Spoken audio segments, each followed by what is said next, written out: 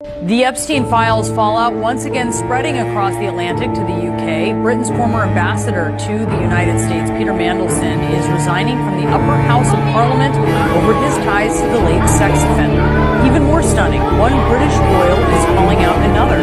Prince Edward did not directly mention his older brother Andrew, who has been stripped of his royal title over his Epstein ties, but listen to Edward's comments at CNN at a summit today.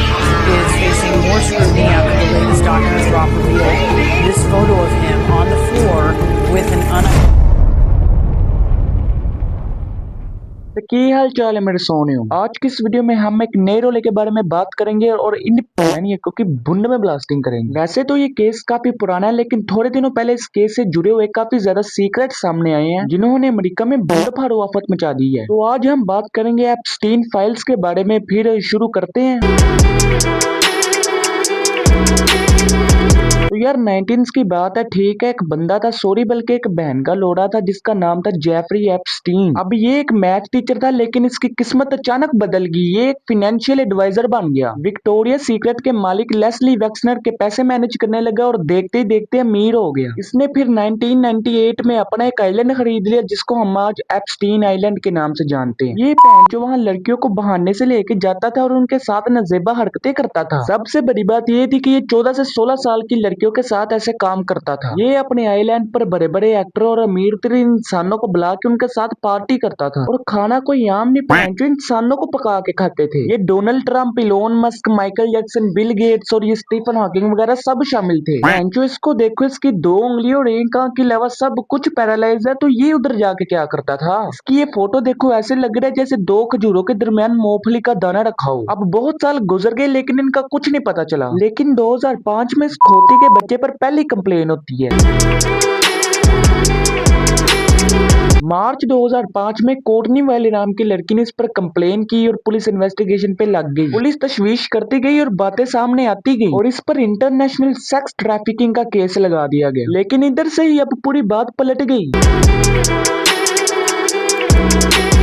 अब ये labour secretary का job है, इसने Epstein को बचाने के लिए एक प्राइवेट डील की और इस डील का विक्टिम्स को भी नहीं पता लगने दिया। इसने एप्स्टीन को कहा कि तुम 2 छोटे छोटे केसेस पे गिल्टी फील कर लेना और तुमसे सेक्स ट्रैफिकिंग का केस उतार लिया जाएगा। फिर इसको 2008 में अदालत में पेश किया गया और इसको 18 महीने की कैद सुनाई गई। लेकिन ये कैद नहीं बल्कि एक बहाना था लोगों को फुद्दू बनाने का। जी हमने इसको अरेस्ट कर लिया और हम इसको बहुत सख्त सजा देंगे। इस जैसे लानती बंदे के लिए उम्र कैद भी छोटी सी सजा है। खैर इसको जेल में भेज दिया। सारा दिन अपने ऑफिस में काम करता और सिर्फ रात को सोने के लिए जेल में जाता था। ये 18 महीने भी पूरे जेल में नहीं रहा। इसको 13 महीनों के बाद रिलीज कर दिया गया कि जी जाओ छुट्टी करो। अब यहाँ से तो बच के निकल गया, लेकिन इसको क्या पता था कि इस पर एक बड़ी आफत आने वाली है। अब ये अपनी जिंदगी आराम से गुजार रहा था, लेकिन एक लड़की थी जो इस केस पे इन्वेस्टिगेशन कर रही थी।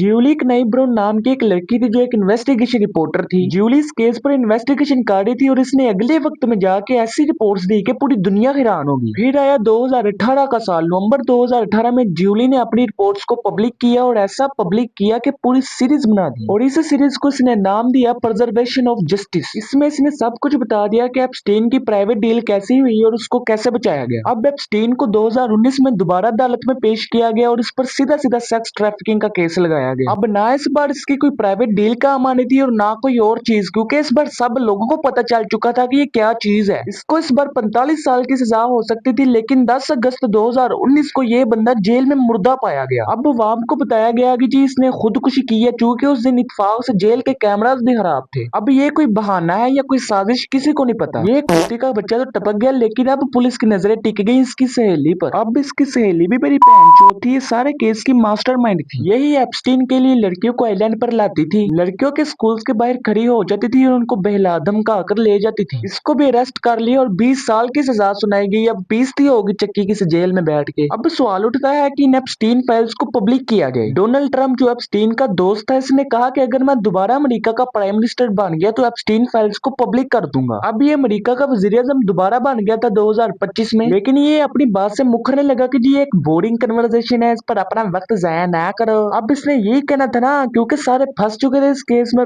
जो फट के हाथ में आ गई थी। फिर गवर्नमेंट ने कहा कि एप्स्टीन फाइल्स को जल्दी से जल्दी पब्लिक किया जाए, नहीं तो हम आपकी बूंद मार लेंगे। अब हो गया public Epstein files. Epstein files खुलने के बाद बहुत से एक्टर्स है, मिलियनियर्स है, सेलिब्रिटीज है, शिकंजे में आ गए हैं। इनकी फोटोज और वीडियो सामने आ गई हैं कि ये लड़कियों के साथ ऐसे काम करते थे और इनको खाते थे। अभी तो सिर्फ 30,000 पेजेस पब्लिक हुए हैं, 1 मिलियन अभी पड़ा हुआ है। जोन से 30,000 पेजेस पब्लिक हुए हैं, उनमें भी कुछ पेजेस पे ब्लैक लाइनें मार दी हैं कि किसी को पता ना चले कि किस किस का नाम है। अभी बहुत हाइप बनी हुई है इन फाइल्स की, इन्वेस्टिगेशन चल रही है। ये तो दुनिया से टपक गया, लेकिन इसके साथ जोन से बंदे इस काम में इन्वॉल्व थे, अब उनकी सही बूंद फट रही है। बाकी अब देखते हैं कि कौन कौन इस काम में इन्वॉल्व था और किस किस की वार लगने वाली है। तो आज के लिए बस इतना ही, फिर मिलते हैं अगली वीडियो में, बाय। और यार बाकी सब तो ठीक है, लेकिन इसका क्या काम था वहाँ?